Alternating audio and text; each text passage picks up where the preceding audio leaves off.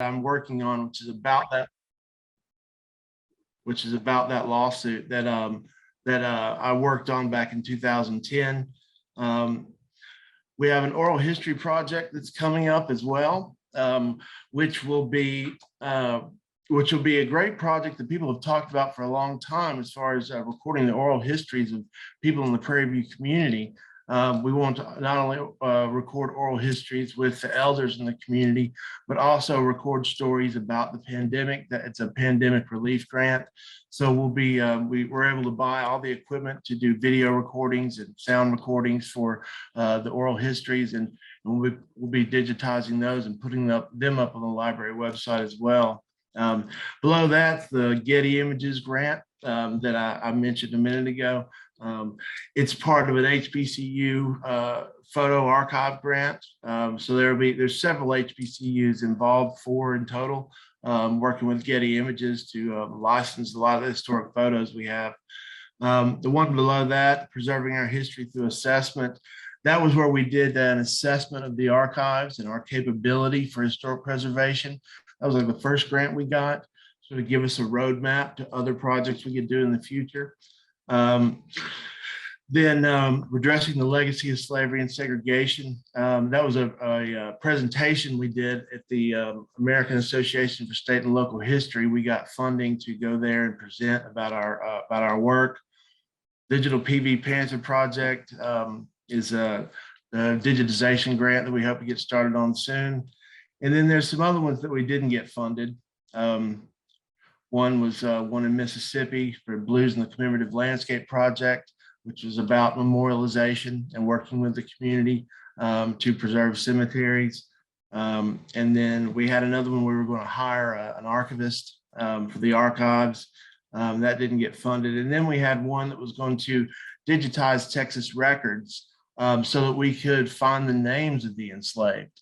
It's about $25,000, and that one also didn't get funded. But I try to make my grant proposal. I make my grant proposals available to everyone on my page, and I can share that with y'all as well. That way, anyone can look at an example of a successful grant proposal, even look at the examples I have of ones that weren't so successful, hopefully learn from our mistakes and learn from our successes, and be able to build through example off the work we've been doing in the past year.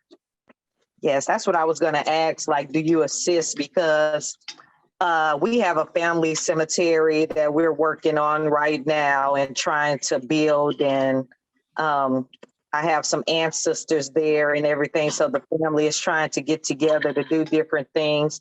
And we were trying to figure out about grant writing. So do you assist like with grant writing or anything like that? Certainly. I mean, I'm always happy to assist. I mean, I put out the proposals so that like you can go there, you can look at the way we put together the proposal. You can see the different elements of a grant. I know when I first got started, I was just thinking it was just, a narrative. We explain what we're going to do in the project, but there's a lot of other elements to grants, like the budget for one thing, which has to be, very detailed, and that, for a historian, that's somewhat out of my element, but I've definitely gotten more familiar with them over the past year.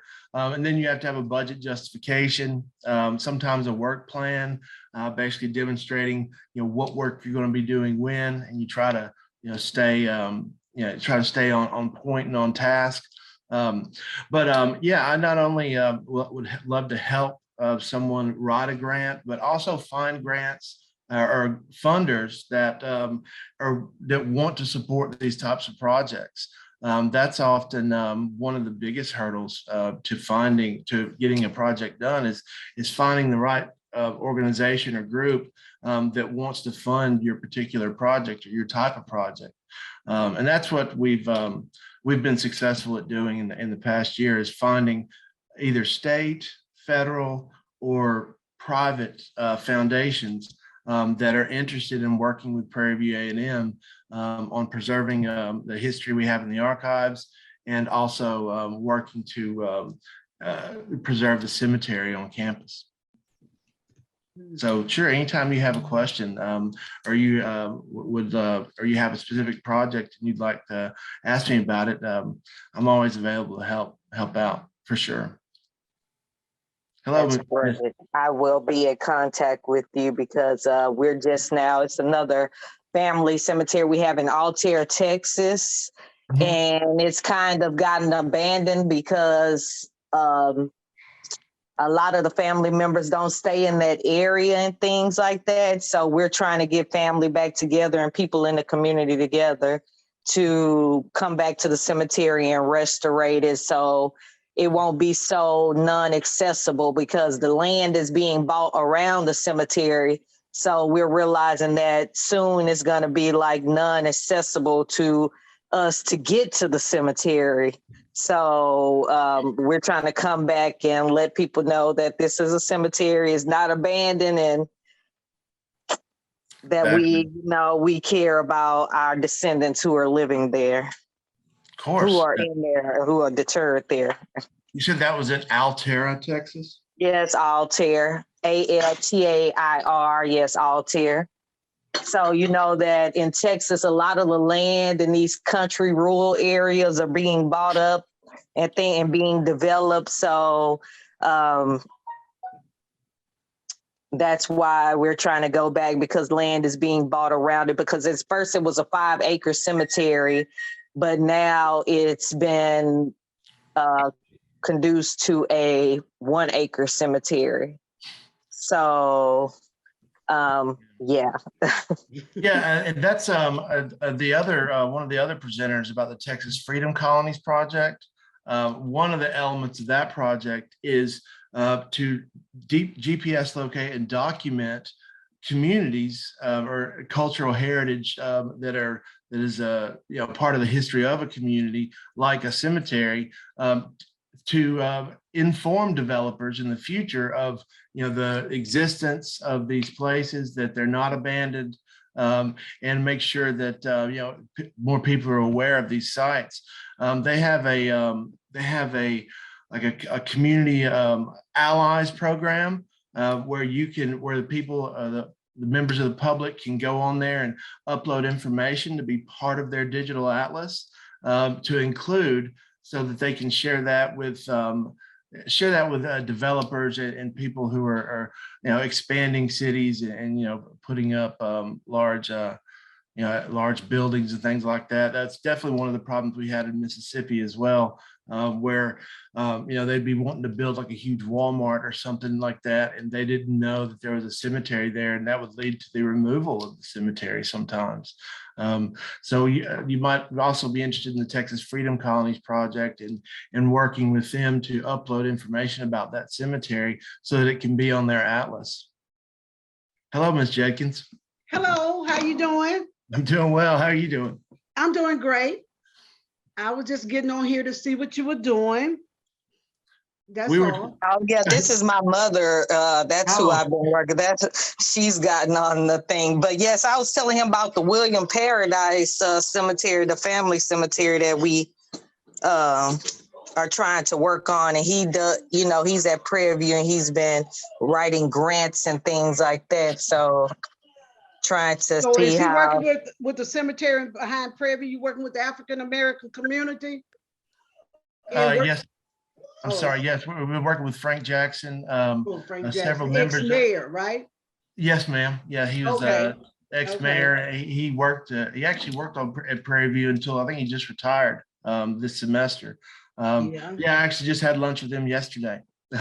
We were talking about not only that Wyatt Chapel Cemetery project, but some other cemetery projects in the area, and also historical marker projects that he and the district attorney, I believe, they've talked about diversifying the number of historical markers in Waller County and putting up more for African Americans. So that's been another one of our other projects that we want to focus on, so that we can get some more markers up that that preserve African-American history and historic sites.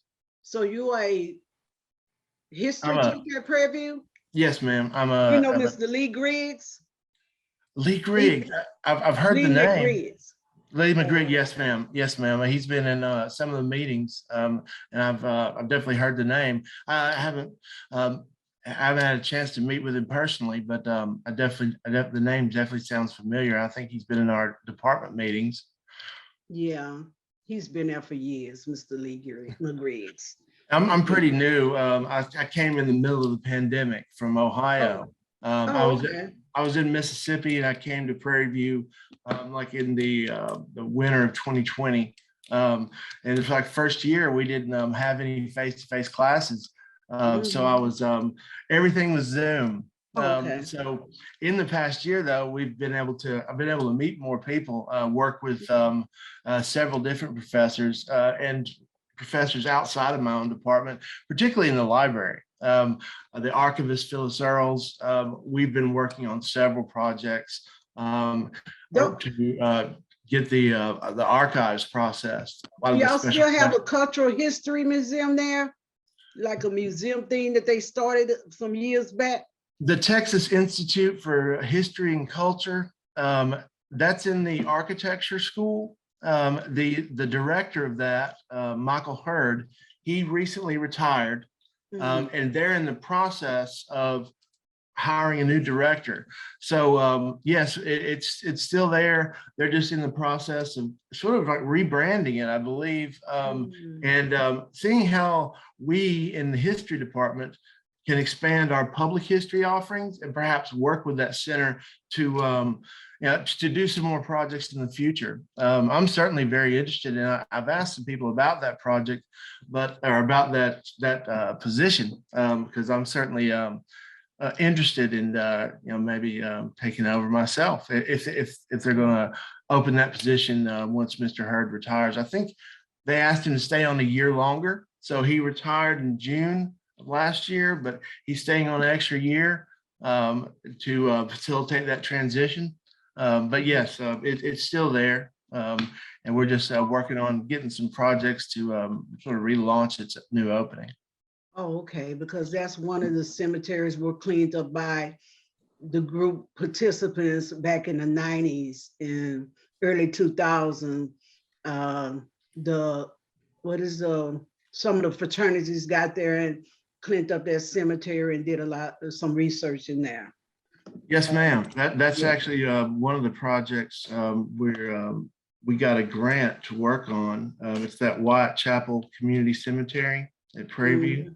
That's the historical marker. We're going to be doing. We're going to finish the study that they started. That study was started by the students and professors in community development, and also some professors in geology at Rice University. They were working together on that project.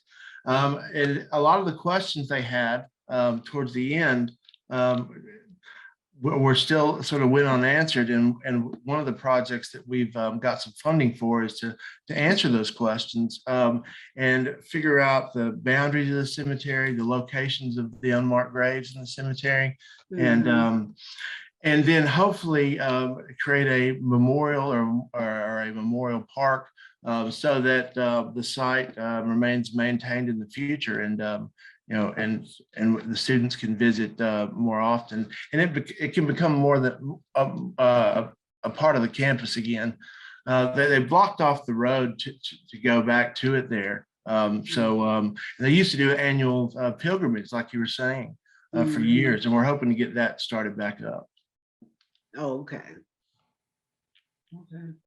Well, I just came on to see what was going on and what you were doing, and see if eventually some of us can be involved. That's all. Oh, yes, ma'am. She said a little bit about my background. I had to name it. I named it to connect it because somebody else named it.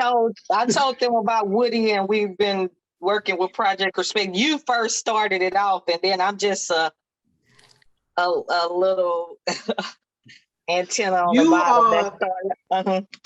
You are my legacy that's helping continue the process of what we're doing. That's what she is. She's my legacy to continue the process.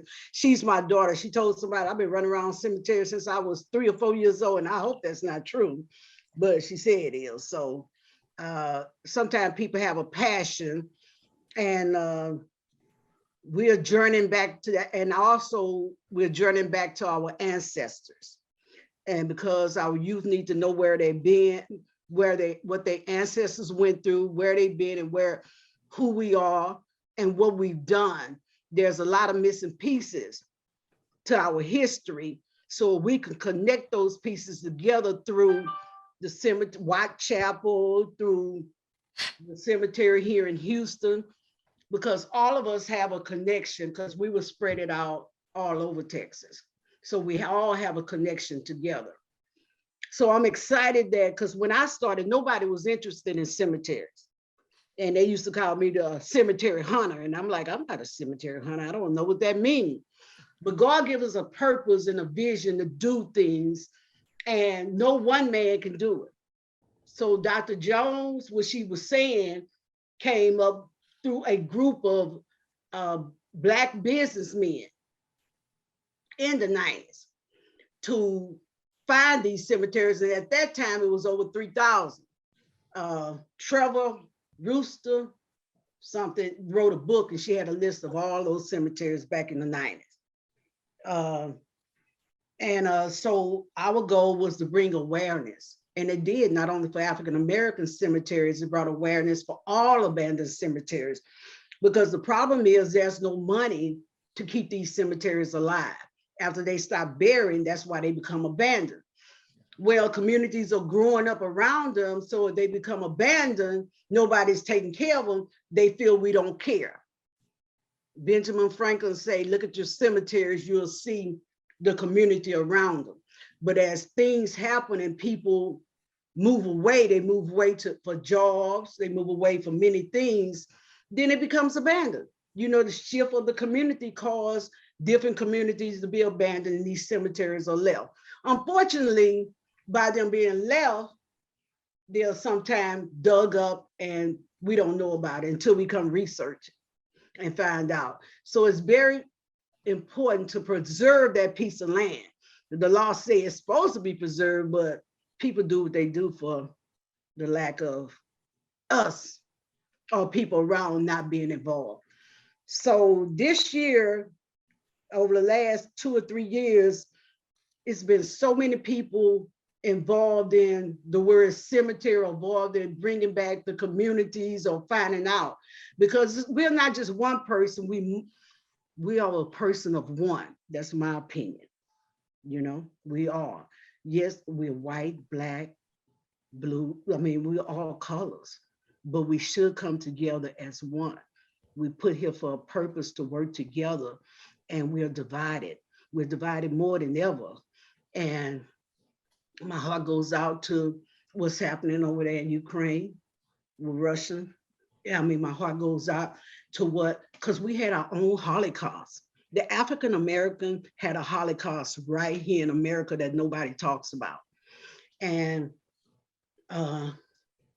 somehow our community is not bad, you know, but people feel that it is. They're scared. You working right there. The majority of the kids are African American. Are they bad? No. Most of them are no. So we need to return and tell the story to show that we are individuals. We all are people of the world, and we need to work together to bring the communities together. I don't know how that's going to happen, but I'm in the restoration. I'm into bringing the genealogy back.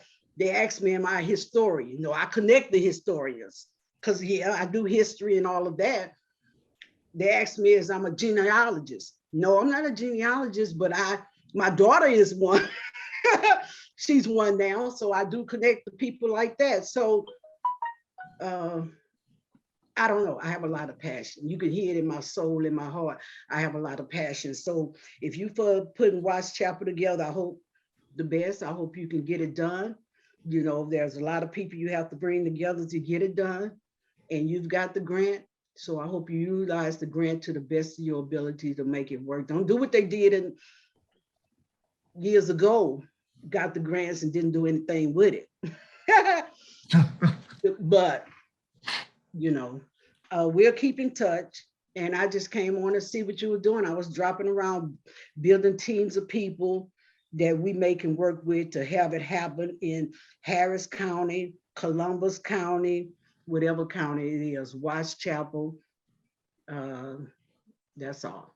Yes, ma'am. I'm glad you dropped in. Yeah, I was just going to show you. You can see the second one here. That's the grant we got for Whitechapel Community Cemetery. We've been writing a lot of grants. We've gotten over $600,000 in grants for the archives mainly, and we're trying to do exactly what you're talking about, trying to prevent the silencing of the African American experience, which leads to the exacerbation of stereotypes, folks not knowing about history, not knowing about the Holocaust you mentioned, not knowing about in the 1890s when the state constitutions disfranchised African Americans, the 1896 Plessy decision, which codified racial segregation into law, and then the exacerbation of racial stereotypes, which justified lynching, which also grew in the 1890s. And that's one of the reasons why we see so many African American cemeteries were founded in the 1890s, because a lot of towns or city cemeteries started to segregate their cemeteries at that time. And we even saw in Mississippi where the city of Jackson bought land for a separate African American cemetery in 1893 and started to segregate their city cemetery, which until 1893 was an integrated burial ground. So yeah, I'm definitely with you on the impetus of this research, getting this story out there, the power of raising people's consciousness about the African American experience and the history that this country has been silencing for so long, is one of the most powerful things we can do as historians, or as individuals in society. So I'm really excited to be here at Prairie View. I've been excited to teach. I'm excited to get all these grants for the archives so that we can open them up to researchers. And I'm hoping to do exactly what you're talking about with the cemetery project, bring together members not only of Whitechapel community, not only the local community, the university, bring our students involved, but also members of the local historical society and other people in Waller and Hempstead as well. I think this project can be the basis for healing and transformation that seems like it really is needed in Waller County. And Ms. Jenkins, familysearch.org is behind Professor Moore. We're working closely with him to develop the family trees of the occupants of the cemetery down to the descendants. So he's got people working, we're working closely with him on this project, and we've been out with him to the cemetery, and there's a lot of physical work to be done, but there's a lot of paperwork to be done too. But he's building a team, and this is going to go great. This is going to be a wonderful project for the community there. Yeah, Pamela, yeah, that's good. I'm excited because Family Search has helped us. And Carrie Ann, that's who taught my daughter. So yeah, Carrie Ann gave us the foundation of continuing what we're doing. Right. So I think Family Search, what they do is great, that they're going into our communities and finding out, helping us build the family trees through the cemeteries. And we love doing it, and it's an exciting project for us because the two of us working with him, we live in Waller, and so we're right there near, and so we're supporting him in the best way that we can so that he can get these students taught how to use Family Search and how to find their descendants and their ancestors. And we want to get them committed to this and build that desire for them to learn about their community and their posterity and their history. And so we're trying to support him in any way we can. So he does have a good start on a good team. Okay, that's great. I'm really glad you came. I'm really glad you, told me about your involvement in the project and giving me some advice. I appreciate your perspective, and I'm going to share all the information that we're going to have moving forward about the project with your daughter. She gave me your email address. Do you have an email address as well that I could include on all our correspondence so that you can stay up to date on what's going on? Zanitra, I believe she gave you, which email No, address? I gave her my personal email address, but I can put the other email address into the chat. Let me do that. Okay, when she put the other email address, because WLH White Our Legacy and Heritage Mhm. .org is organization we started, and that's where we are helping. We're just building it, helping people find do the projects of going into the community and teaching them about family search and Right. teaching them how to do the, just as a volunteer to the community, helping them build their family trees and multiple things. What it has on there is the mission statement. And what it has on that website, it shows how Zanitra felt when she visited her, 4 generations back, the person who came here He's from my 5th great grandfather who was brought here during the diaspora from Africa. He's your grandfather too, Mama. Your 4th great grandfather. He's my Do my you have 5th great grandfather. the website? Now, do you have the link to the website as well? I'd like to look at that. Mom, can you put the link to the website? Because I don't look for the link to the website and put it inside of their chat. And that cemetery is in, what's the name of the town, Mama? Pleasure. Yeah, Pleasure, Texas. Through my research on family tree, I was able to go through historical records and find out where the cemetery where he was located in Pleasure, Texas. And then that's how I found his grave. And he's the oldest. They don't really have many markers out there. I could say a good 20, 25 markers in this big cemetery. And his marker is the oldest one there. He was buried there in 1894. He died at 95 and he lived from 1799 to 1894. And he was from, what is it? Guinea-Bissau, Africa. Oh, wow. And so my plan and vision is I'm working with the Africans that's located in this area to bring them back to meet some of their family through the research we are doing. I'm already talking to some African communities about that who are from the slave port areas. So we'll be contacting everybody as this move on. You start off with a vision and you move forward. That's all I can say. Professor Moore, we've had another individual join the chat room. We've got 2. So maybe if you want to start from the beginning of your presentation again for the 2 people that have come into the room. Sure. Ramona, Karen, how are y'all doing today? Doing well, thank you.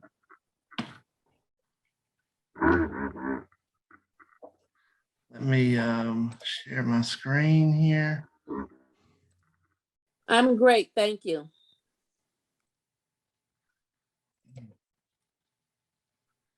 So my name's DeWayne Moore. I'm a public historian and historic preservationist. I studied at the University of Mississippi, where I was involved.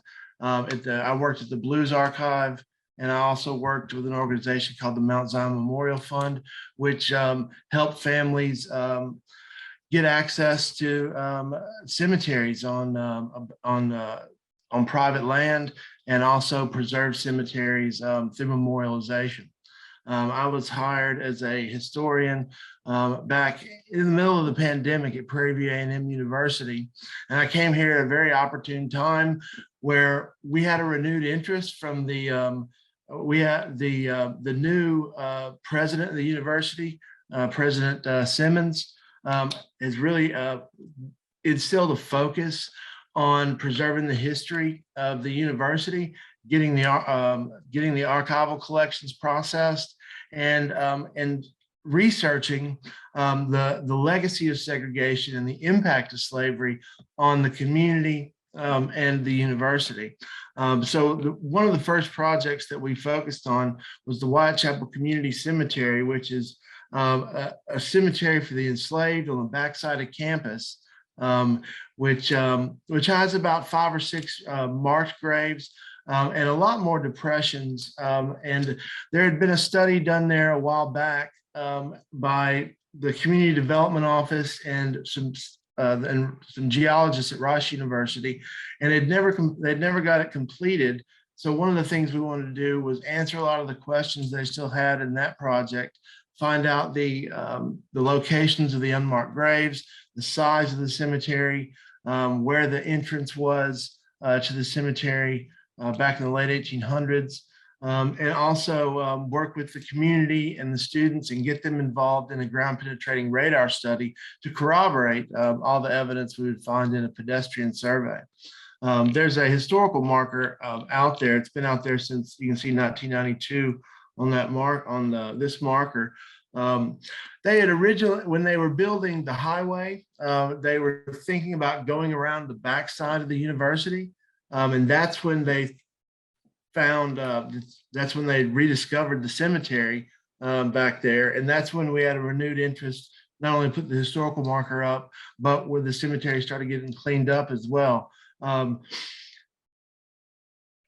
since we've got this renewed interest in the cemetery and in the history of the university, this is one of the projects we think is one of the most powerful cultural resources we have on campus, and we hope to work with the descendants to erect a memorial in the future, and perhaps even build an outdoor history museum to make the cemetery a more integral part of the campus moving forward. I've got pictures on here of some of the markers in the cemetery, and I've also pulled together several of the articles from the student newspaper back in the 90s and early 2000s. And we also want to answer some questions that the students had, that the faculty had at that time, and try to bring back the annual pilgrimage to the cemetery that they used to do back in the late 90s, early 2000s, so that students are more aware of the cemetery, so that it becomes an integral part of the campus. Let's see here. This is only one of the projects that we're involved in. It's up here at the top, this archaeological study of Whitechapel Community Cemetery. That's one of the first grants we wrote. We have a series of grants, though, about archival collections and oral history. We're hoping to conduct oral histories with a lot of the elders of the community. That's a project that they've wanted to do for a long time at the university. And we were able to get funding from Humanities Texas under a COVID relief grant to move that project forward. COVID relief grants have given us an opportunity to get a lot of funding to move forward these projects of the president. And we're really excited about disseminating the archival collections to the community very broadly. We're excited about involving volunteers and students in the cemetery project. I'm excited about working with Family Search so that we can track down more of the descendants of interments in the cemetery as we move forward. And I'm hoping that within a year, we will have a lot of progress on each one of these projects that we've worked on, and that we will be able to share that with the community, share that with the public, and we'll have a lot more information to share with you as well. What brought you here today, Ramona and Karen?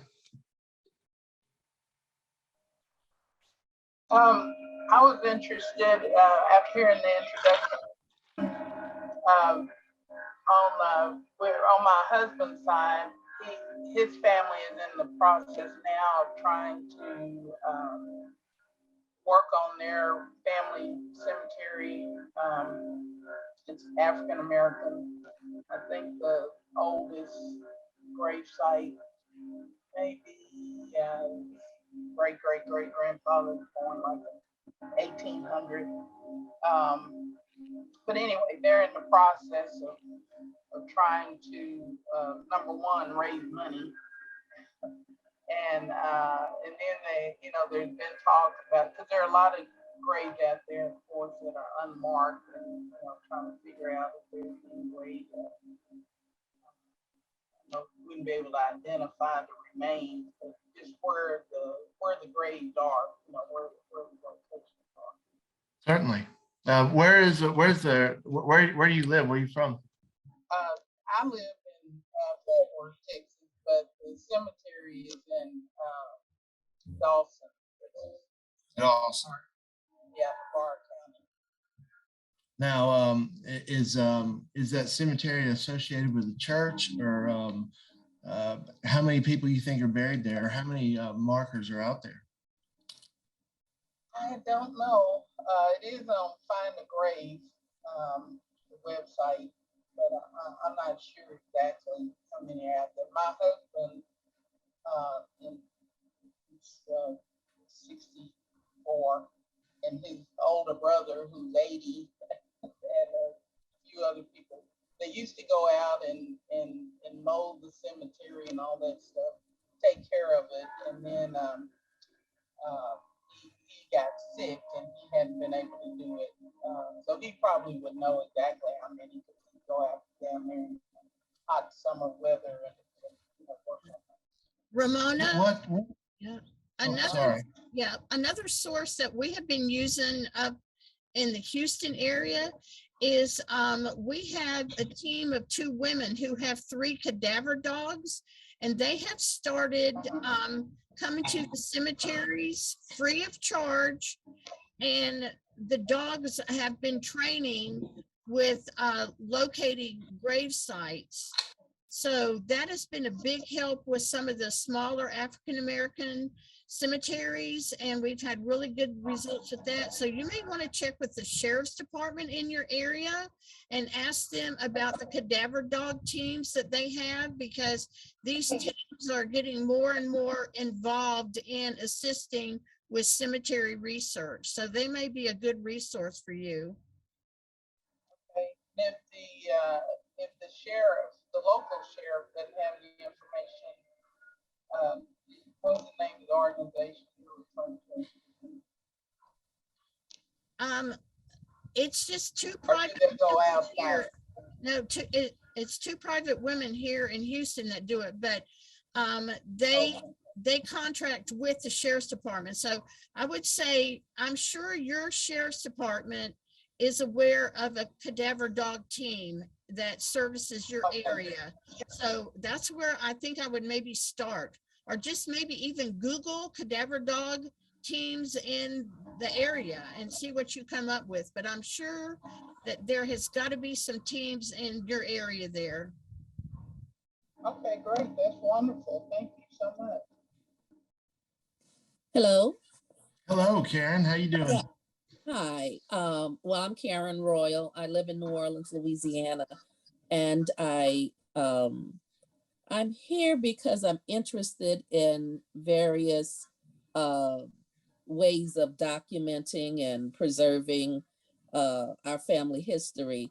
And I also run a group, an online group for descendants of people who were enslaved by the Jesuits of Georgetown.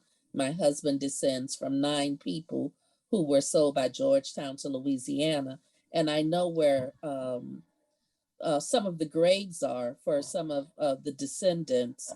And I think that now we need to look at ways of documenting and preserving. And so I'm here so that I could just see what you guys are doing so I can learn. Oh, okay. Yeah. We actually, we were going to, we did submit a grant to, let me share my screen again with you. It's the one at the bottom here, the Social Science Research Council. They offered a grant through their American Slavery's Legacy Across Time and Space small grants program that was focused on the descendants of the Georgetown, yeah, exactly what you're talking about. I'm actually working on from funds from that grant to help with a museum in Ascension Parish, Louisiana. I'm working as the historian on a project where we're going to preserve the names of the people who were sold to Louisiana.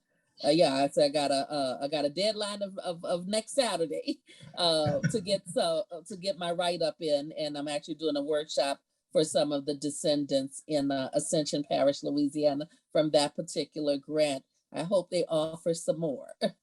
Yes, ma'am. Yeah, when we read that opportunity, we thought it was more broad and not focused on just Georgetown descendants. We thought we could incorporate the descendants of Prairie View in there as well. But yeah, I'm glad that you're working on that project. I think it's a great project. I've spoken with some of the professors at Georgetown who are working on that as well. But seeing what you do gave me the idea that we need to try to get more grants so that we could document and preserve the cemetery history. And one of the descendants is very, very interested in the cemetery. She knows where even some of the original people who were sold, she knows where they're buried. But she's definitely interested in preserving. And so actually, I guess I'll probably hear more on her behalf, even though she doesn't know it. But because I didn't know people were getting grants and stuff to deal with the cemeteries. And so I'm gonna, in fact, I was getting ready to text her to say, hey, listen, you need to, because she's just doing all this stuff on her own, but it needs to be stepped up to another level so that even if it's so much as putting the headstones online and all of that stuff, it's time now to move to another level, and it's going to take funding to do that. So I appreciate what you guys are doing, and I really am just here to learn. Well, if you'd share your email with me in the chat, I'll my emails should be in the chat. You should be able to see it there, but I'll share it again. I'd be happy to talk with you sometime about potential grant opportunities for potential projects. One of the things we've been particularly effective in is finding grantors or funders who want to fund certain projects and basically matching different projects at the university with the funders. That's become sort of my specialty in the past year or so, and we've been able to get a lot of different grants from different groups and organizations in order to move a lot of our projects forward. So I'd be happy to talk with you or work with you in the future to help you identify grants and even draw up a proposal if that would help. Yes, that would absolutely be helpful, because one thing COVID has done is really reminded us of our mortality. And I would just hate for me or the other young lady I was talking about, any of us to die. And all that information that we have dies with us. And so I'm now focused on putting the information out there where anybody can get to it and future generations have access. And unfortunately, that's just going to cost money.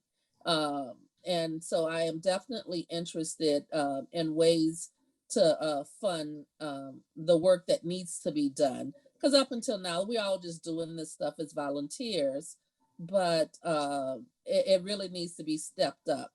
And it's going to cost money. So thank you. And I've sent give you my information. So let's be in touch. Thank you so much. Thank you very much. You have a good day, Ms. Royal. You too. Now, let's see. There was somebody else here a second ago. Miss King Jackson, Alina, how are y'all doing today? Good morning. Hi. Good morning. Doing well. Just wanted to hear more about your program. I thought it was pretty interesting. Okay.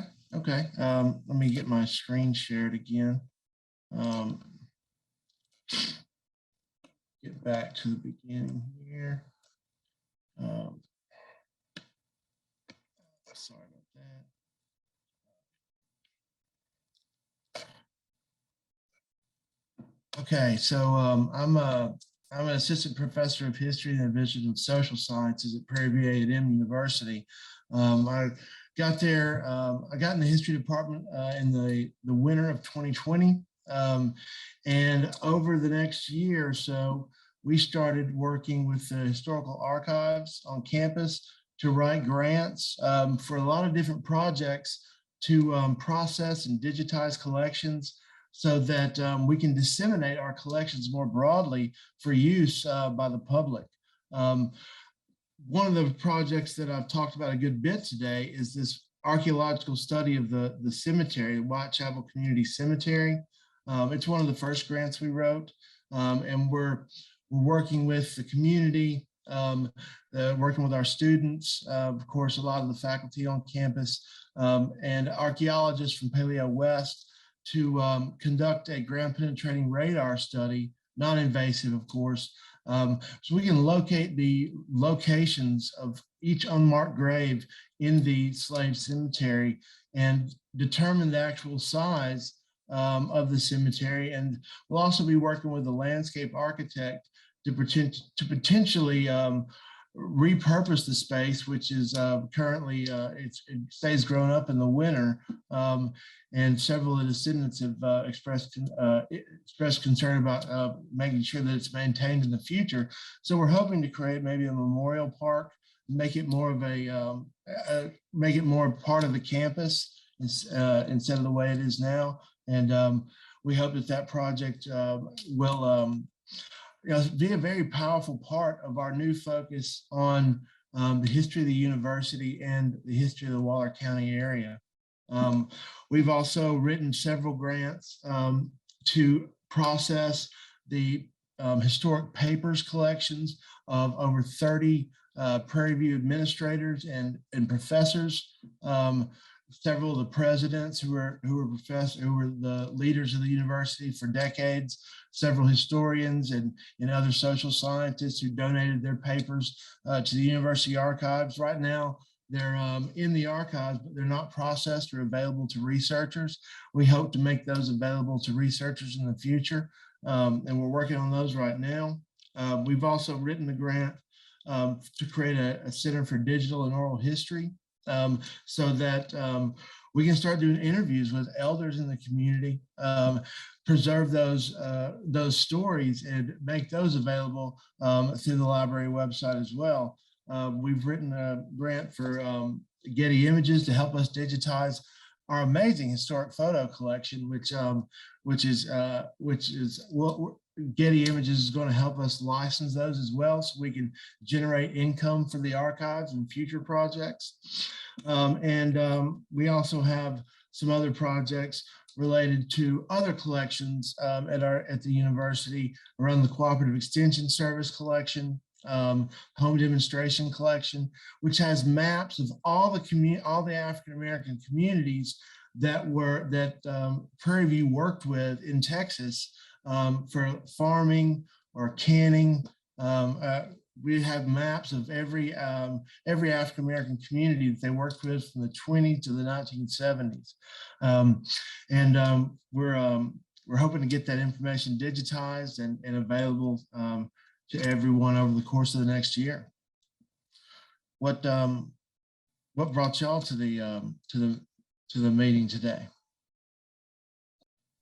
Well, like I said, when I heard the brief introduction, I did realize that you were talking more about writing grants and things like that. Not there yet, but I'm heavily researching my family, who primarily is in East Texas, but I'm starting to find different pockets of either DNA matches or primarily DNA matches in other counties. I think I might have a DNA match that has some family from Waller County, but I haven't done too much research about it. So just primarily, doing Texas research, finding ancestors through DNA matches. Oh, that's really cool. I'm glad. So what are some of the most interesting things you've been able to find to your DNA search? Well, so actually, I just recently found DNA matches that connect to a slave owner, which was actually new for me. I've been able to get clusters of folks and match them with common ancestors, and I'm still trying to figure out exactly where they fit in. I do have a lot of brick walls, especially, that common 1870 era. I have like my third great grandfather, which I can track up to 1870. And then I'm not sure, where to go from there, because he has a extremely common last name, first and last name. So, Yeah. But that would be my most recent, because that just happened, I think, yesterday or day before yesterday. Elena, One what of are the things some of that the surnames that you have found in the Waller County area? Well, those are from a DNA match of mine, so that's not something that I'm actively researching. So those surnames I can't provide you. Okay, It's just through a DNA match. okay. one of the ways that we've been successful in going past 1870 in other studies has been probate records. Probate records of slave owners who passed away before the Civil War sometimes will contain first names and won't have usually last names. But one of the enslaved labor camps here in Waller County, Bernardo, the Gross family that passed away, the head guy, slave owner, passed away in the 1850s, and his probate record is a wealth of knowledge, especially for the names of the enslaved on that camp. So if that might be an avenue you might be able to use to go past the 1870 census potentially. We've Right. So with that, you would need to leverage like the 1850 or 1860 census, or the slave schedules, to identify those slaveholders, right? That's an area where I haven't gone to. Mhm. Right. I think I've actually looked at those maybe once or twice. I Mhm. did find one probate record though. And I found a name of a person who keeps coming up within my searches. However, I'm not 100% sure if I'm actually DNA related to the person, but I do understand what you're talking about. Yeah. We've also had a little bit, this is my SharePoint that the committee that we work on at Prairie View is the EPA Committee on the Legacy of Slavery and Impact of Segregation. This is one of the things that we found recently. The guy who owned, J.E. Kirby over here on the right, he's the individual who owned Alta Vista, which was Prairie View, before the Civil War.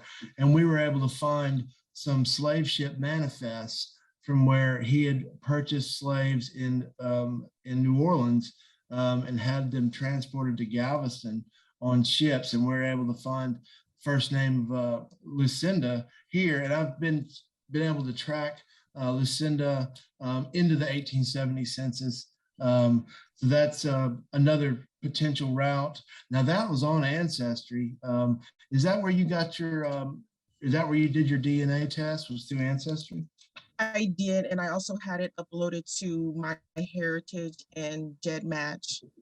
I just recently took a 23andMe test, but I was also able to get my grand aunt to test. And right now I only have hers in Ancestry and GEDmatch.